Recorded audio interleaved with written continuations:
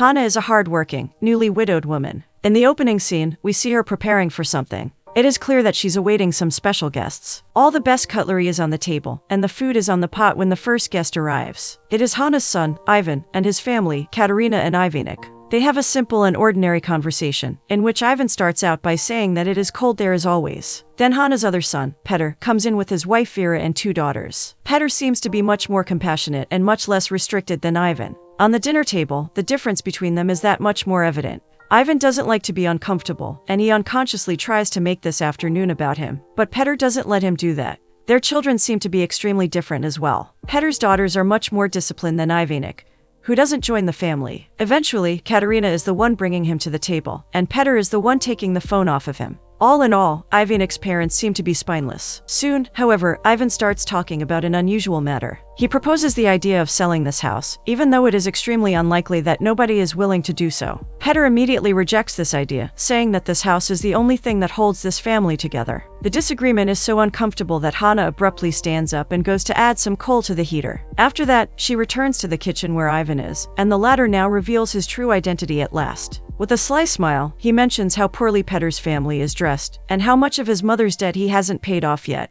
Clearly, his money is going somewhere secretly. Soon, however, Vera walks in, and this behind-the-back hole digging is stopped. We follow Vera now as she tries to find her family. Petr is in one of the rooms, looking at huge books that he seems to be storing in secret. The children are in there too, covered under a blanket. Vera playfully destroys their home, but this playfulness soon is replaced by dreadful silence. Petr sees a phone in one of his daughter's hands, and takes it away from her quite rudely. Vera tries to protect her child, but Petr quickly gets down, enters the toilet, and flushes the phone. The last thing he wants is for her children to be influenced by such things. The family looks at him and acts in this kind of radical manner, but the mother is the only one who acts against him. She takes the phone out and goes to get a hairdryer. Ivan isn't very delighted with all this. It was his phone. But as Petr says, he earns enough to buy a new one. The next day, we start out by following Ivanic to school. The little kid is being severely by a group of children. Ivanic doesn't know yet what to do, or how to stand up for himself, so he tries to look away and somehow cope with these aggressive classmates. When he comes out of the building, Hana is waiting for him.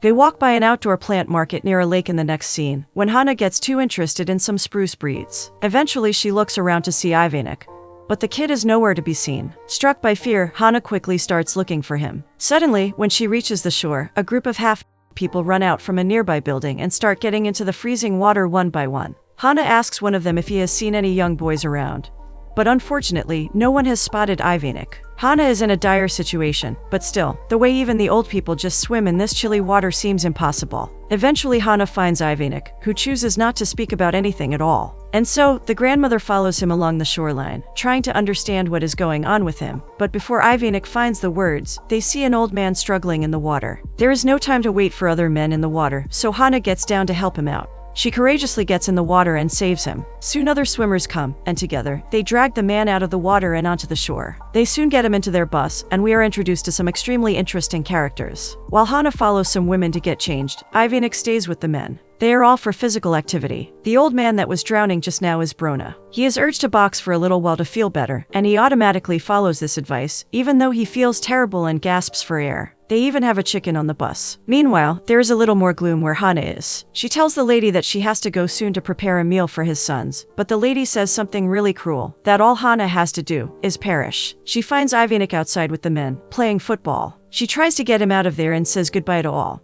But Brona comes to her and asks her to follow her up in the bus. There is something he would like to give her. Once they enter the vehicle, Brona crosses to the far end, opens a door, and for a moment we see a flock of chickens. One of them is out of the small, stuffed room, and this chicken is the only one with a name. Brona calls her Adela, and says that she has a sad life. She thinks she's a human. We do not see Hana's reaction to this, but we see how they come out. How Brona gives eggs to her as a thank you for saving his life, and how he asks her to come to Bulvac the next Saturday. Ivan is eager to go. He likes being in the company of these people a lot. But Hana, of course, says no, she has a meal to make. We follow Katerina in the following scene as she enters her apartment. Ivanic is sitting on the couch, completely swallowed by his iPad, and Hana is preparing food. Here, a series of uncomfortable and unsettling events happen. First, Katerina scolds Hana for buying trashy carrots, and demands that she clean the balcony after she's done with food. It is weird to see Hana doing what she is doing without any objections. While cleaning the balcony, she tries to have a little positive chat with Ivanic, and the latter suddenly decides to unleash a portion of his repressed aggression on his grandmother. He throws tennis balls at her. Hana tells Katerina about this, and soon Ivanic's trial begins. Ivan comes home in the middle of the discussion, and when he learns about everything that has happened, he asks Ivanic why he did it. The kid answered that the grandmother smelled. Katerina said so herself. The latter is embarrassed now, but she isn't the only one ashamed. Hana adds that she saved someone from drowning today and had to get herself into pond water. That is probably why she smells. The trial is over, but Ivan understands that there must have been something else to this outburst of Ivanic, so he tries to calmly get to the bottom of this. He warmly asks Ivanic what is going on with him, but the child refuses to communicate. Hana went through all the trouble to prepare food, but in the end, the only one to eat it in silence is Ivan. Perhaps Hana contemplates that going off with the ice swimmers on Sete will be good for Ivanic. Besides, her making food proved to have too little importance in the end. So, she asks Ivan if it would be okay if they had dinner on Sete. Then she tells him about the ice swimmers. Ivanic is infuriated. His mother must mean that this family isn't enough for her. But despite this aggressive objection, we see Ivanic and Hana in the bus with the ice swimmers in the next scene. They are going to participate in a racing event. When they get there and the event starts, Hana suddenly sees Brona taking Ivanic into the icy water. She rushes out as quickly as possible and takes him out.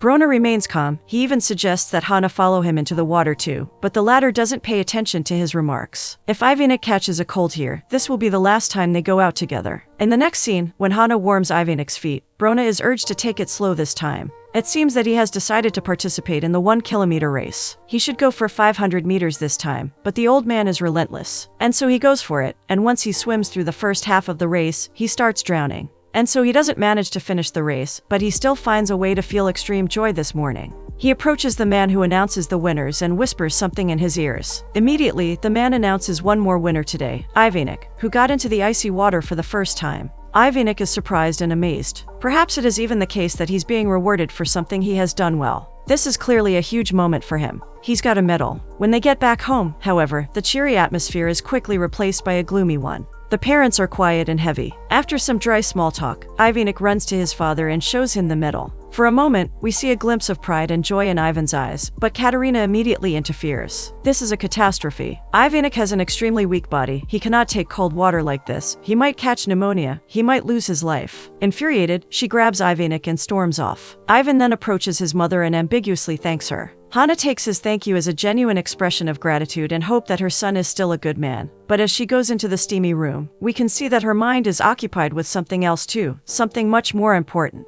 In the morning, she looks at the picture of her and her late husband. The latter passed away quite recently, and Hana finds it impossible to sleep. Perhaps she is feeling guilty about something. We follow Brona in his morning routine, but this time something is different. He sees someone on the shore, wearing a swimming suit. Soon we see that it's Hana, getting used to the cold and preparing herself. It isn't a coincidence, of course, that she has decided to do this in this very spot, and not anywhere else. As she slowly gets into the water and gasps for air, Brona approaches her from behind. Hana doesn't see this, but there is no way she doesn't feel his presence. Soon, she starts struggling. Brona gets to her in time, however, and calmly drags her out of the water. In the next scene, they are in the bus alone, but not quite. As Brona tries to warm her, and as the two find themselves embracing each other passionately, Adela the chicken starts clucking. She revels and gets mad to the point that Brona has to stand up grumpily and take it to the small room. He is angry, thinking that the moment is ruined, but Hana seems to be even more amused by his grumpiness. She isn't cold anymore. That evening, we saw her change completely. She's dressed up for a dance. She runs into Petter, who's going upstairs holding a heavy box. And just about when Hana prepares to leave, he comes down to greet his mother properly. The lipstick and overall appearance, however, take him aback, and he starts asking too many rude questions. Hana doesn't answer them. Of course, she gets mad and gets back to him, calling him out on his poor financial decisions. She knows that the book he was carrying just now is full of books that he bought. This is what Petter does. He buys old books and sells them, but lately it has clearly become an obsession of his. He is drowning in debt, and his family looks more and more penitent as time flies. Hana makes sure that she knows all of this, until she opens the door and leaves the house. In the next scene, before they set out, they housed all the chickens but one. Adela is nowhere to be seen, and the companions urge Brona to just leave, but the old man knows his chicken better than anybody.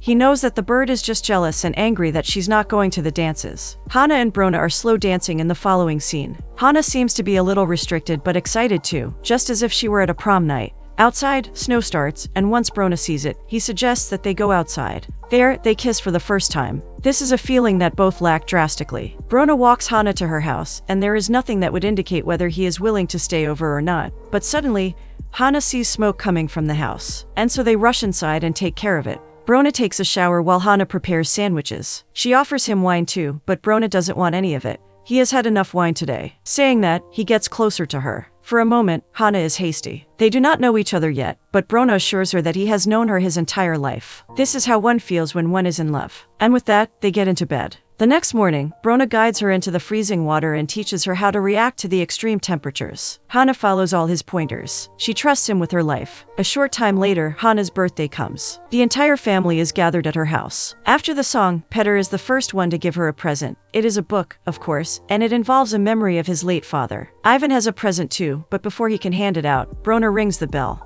Everyone is taken aback by the arrival of this stranger. Brona's appearance is, of course, extremely interesting. He is holding a little bouquet of flowers, and a chicken is with him. He says that Adela would have been sad if he had left her alone. After a short introduction, Ivan comes close to Hana and gives her a huge bouquet of flowers. He must be happy that he can show off right now. He also gives his mother a gift card for a therapeutic massage, but just for one person. He is looking at Brona with suspicion. The only two people in the room who are not hostile towards this man seem to be Hana and Ivanic. Brona then gives out his presents. The bouquet and a swimming suit make Hana seem surprised. It is a well-thought-out gift, but perhaps this wasn't the best place to give it out. Suddenly, Ivan urges her mother to try it on. He really makes it look as if he is saying it genuinely, but once Hana leaves hastily, he approaches Branislav and asks him what he's doing for a living. Brona doesn't answer the question directly, but he politely urges him to drop the officiousness and call him Brona. Ivan has no intention to be informal, though, so he refuses to shake his hand and repeats the question. Brona now starts reading the room better. He understands that the family is hostile towards him,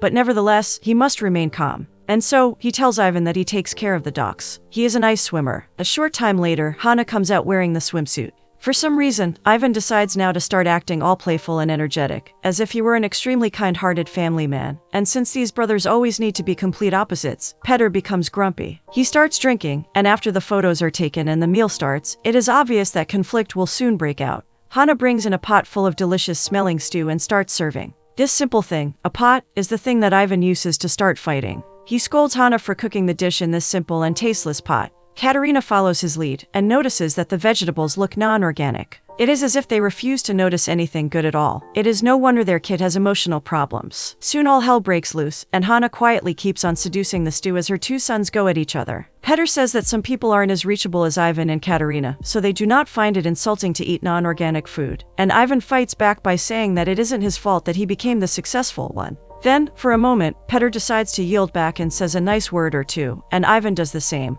But Petter's dignity has been stained, so he cannot remain silent. And so, the brothers let all their anger out and blame all their insecurities on one another. Suddenly, however, this terribly uncomfortable situation ends when Hana sits down and jokingly grimaces at Ivanic. The little kid laughs, and so does Brona. Then Hana stands up and goes into the kitchen. She needs to be alone to let off some steam now. Brona goes after her and urges her to get out of there. Her sons are acting disgustingly. But instead of following him now, Hana becomes defensive, especially after Brona mentions their father, from whom the kids must have learned this disgusting character. They get into arguing so much that they cannot even notice Ivanic, who overhears their entire back and forth. Brona storms out, takes his things, including Adela, and heads towards the entrance. But Ivanic meets him there, holds his wrist, and drags him back inside. Now tension is even higher. And to make things even worse, Adela gets on top of the table and starts walking. Katerina cannot eat like this. She has a terrible stomachache in situations like this. They must go now. Ivanic is reluctant though. He wants to sleep here tonight. Ivan shouts at him and shakes him, but Brona, with a stiff and authoritative voice, demands that he leave him alone. Ivan is a weak man. He has become successful by avoiding those who are strong, so it is no wonder that now he yields and lets Ivanic stay. He has the guts to go up against the little kid, but quarreling with a man like Brona is too much for him. Finally, to end it all, Petter storms out of the room as well. And so, Brona, Hana, and Ivanic are left alone in the house. They sleep in one bed. In the morning, Hana decides to move further into the relationship with Brona, and asks to move in with him. But to the latter, this place feels like a museum. He cannot do it yet, but they are independent people. They can be together whenever they want. The next day, they take Ivanic from school. When the kid comes out of school, Brona can see a group of children teasing and taunting him. He runs in their direction and screams at them. run away, and the three go to the bus. There, Hana sees something that brings a wide smile to her face. Brona gets a punching bag from the vehicle and teaches Ivanic how to punch. Brona wants to teach Ivanic how to fight and how to stand up for himself, something that his father would never teach him. After a few days, Hana participates in the race herself. She slowly gets into the water and covers an average distance successfully. And after a short but cheerful celebration, Brona sets out to cover 1,000 meters again. He has failed the last time, and naturally many are skeptical, but today he has something else helping him out, something invisible and ungraspable. Today, he has to prove himself not to the people gathered, but to Hana it is obvious that after the previous days, he is quite a changed man. Somehow, he knows that he's prepared for this, and so he gets into the water, and to everyone's surprise, he makes it. Finally, they all enter their bus, and as they shut the doors, celebration breaks out. But it isn't too long until something terrible happens. While on the way back, they suddenly see smoke coming from the end of the bus. Brona immediately stops the bus, and they all leave it until it is completely ablaze. Brona, however, heedlessly tries to re-enter the flaming bus to get the chickens, but the ice swimmers stop him and drag him back. Brona ends up in a hospital. Hana is with him, asking him where he resides. The doctors need to know, but Brona doesn't answer her directly. He has no place to call home, now that the bus is burned to ashes. In the next scene, we flash through time a little bit and see that Hana's house is being renovated. Ivan and Katerina come inside, asking for Hana, and when they find her, they all head towards Ivanic. There is something they need to tell him. When they get to the bedroom where Ivanic is, they see the kid, and one of the ice swimmers trying to feed Adela, but the chicken seems to have no appetite. Ivanic says that she's depressed, but his parents have something much more important to talk about. Katerina is leaving them. Ivan and she are divorcing. For any child, this would be terrible news, but Ivanic expresses no emotion at all. Katerina is going to her parents, and she offers Ivanic to go with her, but the latter denies it over and over again. There is nothing Katerina can do, and so she leaves. Right away, Ivan gets back into the bedroom and dashes down onto the bed. He is still acting like a child, failing to gain even the slightest control over his life. A few days later, Brona gets out of the hospital, and the ice swimmers throw a party for him at Hana's place. They all treat him with great love, and the atmosphere is cheerful until Brona gets a hold of Adela. The chicken must be truly emanating some kind of enormous negative energy. In a few seconds, however, Brona asks where Hana is, and suddenly romantic music starts on the gramophone. They open the doors, and Brona can see Hana sitting on a bed, dressed up as a bride. She slowly comes into the room, approaches Brona, and kisses him gently. In the next scene, some other guests come in. It's Vera with her daughters. When she greets some ice swimmers and then approaches the living room, she sees Brona and Hana sitting on the couch like a couple of teenagers in love. Finally, Hana notices her and stands up to say hello. Vera doesn't even notice Hana's changed appearance. She is looking for Petter. There are people from the back at their house, reclaiming everything. She doesn't want her children to be there to see it. Hana slowly takes off her wig. The day has taken a gloomy course in an instant. In the next scene, she and Vera visit Petter at work. He tries to defend himself, saying that he just took a loan, but he doesn't answer any further questions to clarify why he did it or how he's planning to pay it off. He just figures that they'll do something in live somewhere. It isn't a big deal. Vera is infuriated. She slaps him in the face and storms out of the workplace. That evening, Petter is at Hana's revealing all his hidden books. It seems like he is trying to buy an entire collection and then sell it at double price. But the fact that he is doing it quietly makes it clear that he is ashamed of himself. Ivan smells this shame, just like a shark smells blood, so he starts scolding him for his delusions. Hana looks at all this quietly, and then she tells them the tough truth. Both are extremely selfish, just like their father, and they simply do not know how to be anything else. The room gets quiet and heavy. Hana slowly leaves and goes past the living room into the kitchen to be alone. We only know from her face that she is having a hell of a rough time. That night, she tells Brona that they're going on a trip tomorrow. Brona asks where, and quickly becomes defensive after hearing that Hana wants to go to his permanent address. He says that he is an independent man whose home is the road, and so on and so forth, but either they go tomorrow, or Hana ends this relationship. And so Brona yields, and we learn a lot about Brona in the next few scenes. It seems that he was married to a woman named Susanna in the past. He used to drink, and he also has a son with a disability who barely recognizes him. Naturally, he isn't welcome there at all, but Susanna and her sister still maintain formal hospitality. Their hate and bitterness are showing, however. When Hana and Brona are left alone, Hana asks him why he didn't mention any of it to her. But before Brona can answer, Ivanic excitedly comes to the window and tells them to come out immediately. There's something that they must see. It's Adela, who used to be terribly depressed lately, but is now playful with other chickens. Brona gets excited too. He gets over the fence and encourages Adela. He's anxious, like a father looking at his only child at a playground. There is no question about it, Adela will stay there. At night, when they get back home, they see Petter and Ivan, both completely changed. In a cheerful mood, they are smiling, knowing that what they have to say to Hana will make her happy. The latter sits down at the table, and Petter comes in with a large bowl of stew that he made for this occasion.